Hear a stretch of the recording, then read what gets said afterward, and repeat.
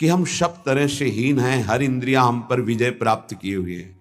उल्टा, इंद्रियों पर हमें विजय प्राप्त करना चाहिए, इंद्रियां हम पर विजयी हो गई हैं, अब हम कैसे मुक्त हों? तो बोले धाम का आश्रय ले लो। बड़ा महत्व है। धाम कृपा करके आपको सत्संग प्रदान करेगा। यदि आप सत्संग के अनुसार सुलझ के चल पावे तो क्या होता है, जन्म जन्मांतर से मलिन बुद्धि होती है और बहुत भागती है बुद्धि। जैसे जंगली नीलगाय देखा हो, गर्दन उठाई भागती चली जा रही, ऐसे ये भागती बुद्धि। अगर इसको कोई रोक सकता है तो गांव में एक लंगड़ बांधा जाता था। लंगड़ समझते हैं? 2 टांगों के बीच में एक मोटा सा लकड़ी का। अब वो भाग नहीं पाएगी ऐसे। गुरु कृपा, गुरु आदेश, गुरु शासन, ये बुद्धि के ऊपर लंगड़ का काम करता है। तुम्हें पता ही नहीं गुरु के हृदय में अनंत माताओं जैसा प्यार होता है। जैसे भगवान गाली देने वाले को भी परम पद देते हैं, उन्हीं के दास हैं वो। किसी का अमंगल संत के द्वारा, गुरुदेव के द्वारा नहीं। आपका विचार, आपकी सोच आपको अमंगल के रास्ते पे खड़ा करके और ऐसा धक्का देगी कि शायद है फिर बचा पाने की स्थिति ना रह जाए। सगर के जो पुत्र 60,000 थे, भगवान कपिल देव जी का अपराध कर दिया, आश्रम को विध्वंस करने लगे। घोड़ा वहीं बंधा हुआ था, किसी ने बांध दिया था, उनको पता भी नहीं था। उनको लगा कि इन्होंने ही ऐसा किया होगा, हमारा विश्व विजेता घोड़ा इन्होंने पकड़ लिया। बड़ा उपद्रव किया। कपिल भगवान ने कोई शाप नहीं दिया, उनकी तपोशक्ति ने उनको नष्ट कर दिया, भस्म कर दिया। जिनके उद्धार के लिए उन्हीं के वंशजों में क्रमशः आराधनाएं हुई, फिर पर सिद्ध कर पाए भगीरथ जी और भगवती गंगा को लाए और अपने पुरखों का उद्धार किया। जो थोड़ा भी अपनी बुद्धि को तुम भगवत मार्ग से विमुख करोगे, वो आपको फंसाने के सिवा और कोई मार्ग नहीं बता सकती।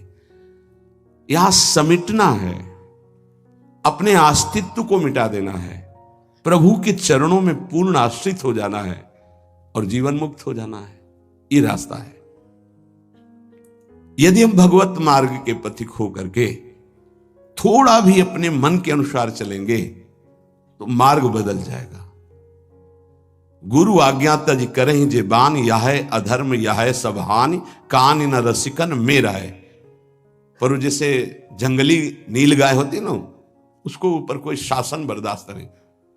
वो जब दलदल में फंसती है तब उसकी चाल रुकती है, अन्यथा नहीं। तो माया प्रपंच का दलदल जब ऐसी बुद्धि वालों को रोकता है तब उनको याद आता है कि क्या मैं कहीं गलत मार्ग पर चल पड़ा क्या।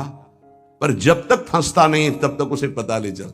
माया ऐसी बचाव पक्ष से उसको ले जाती कि इतनी दूर पहले ले जाऊं कि ये लौट ही ना सके, तब बात बनेगी। श्रीपाद कह रहे हैं कि सब इंद्रियों ने, मन ने हमको अपने अधीन कर लिया। अब तो हे वृंदावन आपका सहारा है। बनाया हुआ सिद्धांत है, रही मन देखी बड़न को, लघु न दीजिए डारी, जहां काम आवे सुई, कहा करे तरवारी। और सिद्धांत उन्हीं का बनाया हुआ है। अगर गुरु चरणों में लघुता आ गई तो विश्व ब्रह्मांड में महत्ता स्पर्श ही नहीं कर सकती तुम्हारा। ये हमारी बुद्धि, ये हमारा मन ऐसा सोचता है कि शॉर्टकट से चले धनी बन जाए, शॉर्टकट से चले परम पद मिल जाए, शॉर्टकट से चले बहुत उत्तम सम्माननीय बन जाए। है बहुत शॉर्टकट है। सर्वस्व त्याग और एकमात्र प्रभु का आश्रय। अभी जो चाहो बन जाओगे, पर सर्वस्व त्याग। आज तक जितने भी महापुरुष हुए हैं सर्वस्व त्याग से। सर्वस्व त्याग का स्वरूप किसी के नामे कर देना सब प्रॉपर्टी नहीं, अपना अस्तित्व मिटा देना। अम्बरीश जी चक्रवर्ती सम्राट हैं पर अपना अस्तित्व नहीं है, तो क्या हुआ? सुदर्शन चक्र उनकी रक्षा में है और भगवान दुर्वासा जी को द्विज कहते हैं और अम्बरीश जी को भक्त कहते हैं। अहम भक्त पराधीनो अस्वतंत्र इव द्विज। तो मैंने वृंदावन का आश्रय लिया, अब वृंदावन संभालेगा। तो वृंदावन किस रूप में संभालता है? संत रसिक सदगुरुदेव के रूप में संभालता है। यदि हम ना उनकी आज्ञा का पालन करें, अवहेलना करें, तो बड़े कृपालु हृदय के होते हैं जो संत हैं। संत सरल चित जगत हित जानि स्वभाव स्नेह। तुम क्या जान पाओगे हृदय में तुम्हारे ही प्रति कितना दुलार है। सांप को चाहे जितनी प्रार्थना करो, आरती उतारो, दंडवत प्रणाम कर लो, कह दो सीधे चलो, तो कभी नहीं चलेगा वो। उसकी चाल ही टेढ़ी होती सांप की तरह। ऐसे जो कुटिल बुद्धि के होते हैं, हाथ जोड़ो, पैर छुओ, दुलार करो, गले लगाओ, जीवन दे दो, लेकिन वो सांप की तरह ही कुटिल बुद्धि से चलेंगे। उनका जो विषैला स्वभाव है वो उनकी आध्यात्मिक शक्ति का नाश करता है। उनको लगता है मैं बहुत बड़ा अध्यात्म कर रहा हूं। अध्यात्म कहां से होता है? गुरु आज्ञा से होता है। अध्यात्म कहां से होता है? गुरु मंत्र के निरंतर सुमिरन से होता है। अध्यात्म जिसके अंदर है तो त्रिभुवन का संपूर्ण वैभव उसको मृत तुल्य लगता है। मृत तुल्य, न पारमेष्ठ्यम न महेंद्र देशन्यम। आपको लगेगा भरण पोषण कैसे होगा? तो भगवान, उनके वचन यही भक्त का आश्रय होते हैं। भगवान ने कहा अनन्यश्चिंतयन्तो माम, तुम्हारी एक ही जिम्मेवारी है, तुम केवल मेरा अनन्य चिंतन करो। और जो अनन्य चिंतन करता है, ये जना परिपासते, जो ऐसी उपासना करता है अनन्य चिंतन से, तो योगक्षेमम वहाम्यहम, मैं उसके योगक्षेम का वाहन करता हूं। अप्राप्ति की प्राप्ति और प्राप्ति की रक्षा ये मैं करता हूं। शुद्ध परमार्थ को जान लो, जीवन मुक्त हो जाओ, फंसने में देर नहीं लगती। ये मन कभी भी कहीं भी कैसे भी आचरणों में फंसा सकता है। अजामिल जी अपनी इंद्रियों की चंचलता को शासन में लेकर के अपने पिता की सेवा में गुरु भाव से लगे थे। बड़े धर्मात्मा पिता थे। एक दिन वो समिधा लेने के लिए गए तो जंगल में देखा एक शराब पिए हुए व्यक्ति किसी वैश्या से सहवास कर रहा है। अचानक दृष्टि पड़ी। शास्त्र आज्ञा करता है ऐसे दृश्य को एक बार अचानक दृष्टि पड़ने पर दोबारा ना देखा जाए और नमस्कार वृत्ति कि भगवान की माया है, आगे बढ़ जाए। पर वो तो सेवा को छोड़ करके उसी को केवल देखने लगे। देखते ही चिंतन बढ़ा। चिंतन बढ़ता ही संगस्तेषुपजायते, संग की इच्छा आसक्ति प्रकट हुई। जब वो पुरुष चला गया तो उस वैश्या से मिले और कहा मैं आप पर आसक्त हो चुका हूं। तो उसने कहा मेरे जीवन का उद्देश्य ही है आसक्त पुरुषों से धन लेना, उनको सुख पहुंचाना। कहा पूरी पिता की संपत्ति सब वैभव लुटा दिया।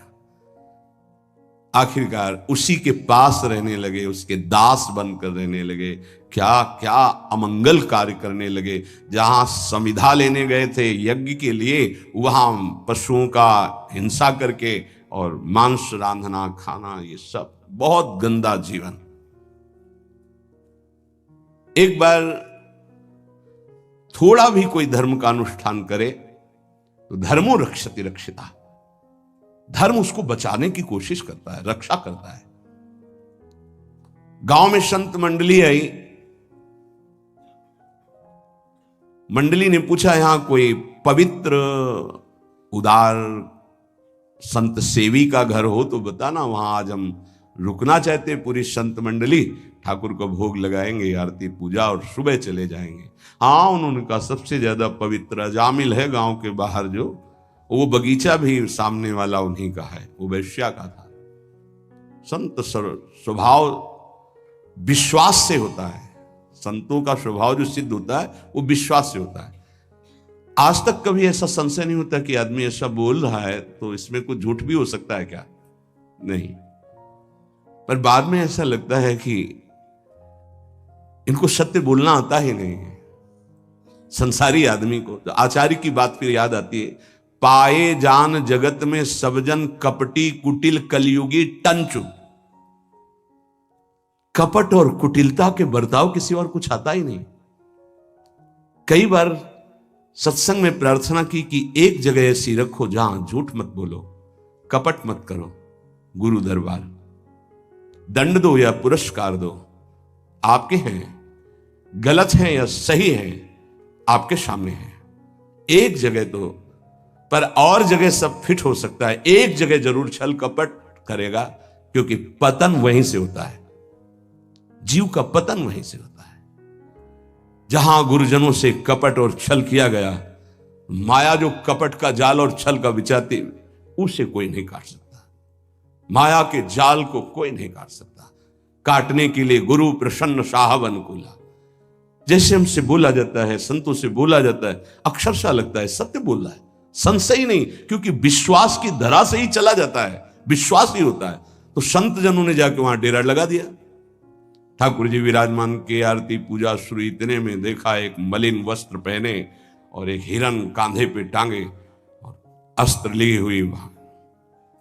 अजामिल ने जीव ही संतों को देखा तो संत दृश्य जी में पातक टरे, हृदय एकदम आर्त भाव से रो पड़ा और याद आई वो बात कि जब मैं जवान था तो कैसे धर्म का अनुष्ठान करता था, कैसे मैं पिता की आज्ञा से भगवत आराधना में, हाय मेरा जीवन किस तरह नष्ट हो गया।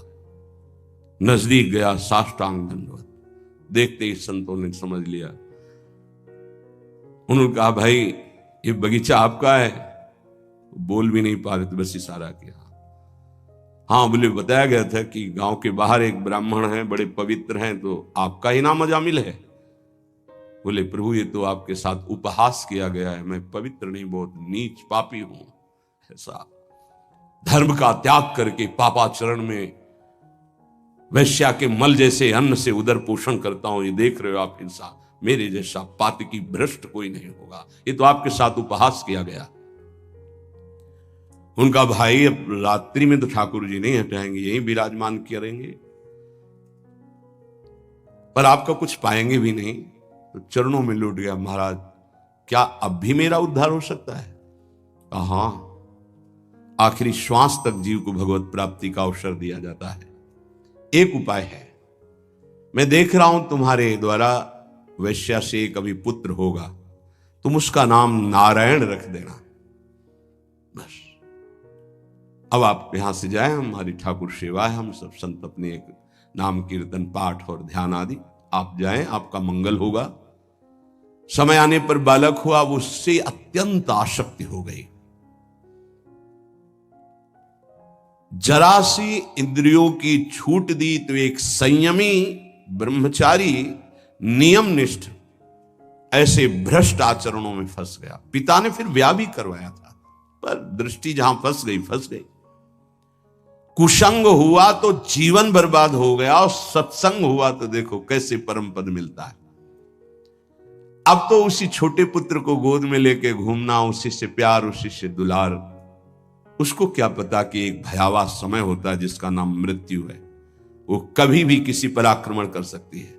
और जब यहां से जाओगे ना, तो कुछ भी तुम्हारे साथ नहीं, तुम्हारा किया हुआ धर्म और अधर्म, ये दोनों तुम्हारे साथ जाएंगे, जिसे शुभ और अशुभ कर्म कहते हैं।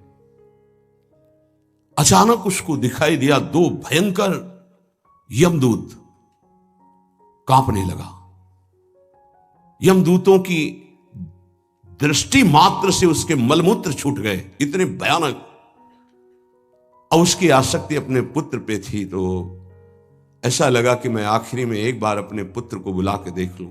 बुलाया, नारायण, बस मंगल हो गया।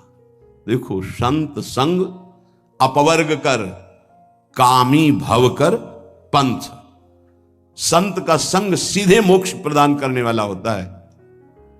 नारायण, एक बार जो ही पुकारा नारायण, ऋणा पे जबान पहुंची कि दो दिव्य पार्षद भगवान के चतुर्भुज नारायण स्वरूप श्यामल कांति है, यमराज के दूतों को डांटा और फांसी काट दी। अब तुम इस जीव को स्पर्श भी करने का अधिकार खो चुके हो।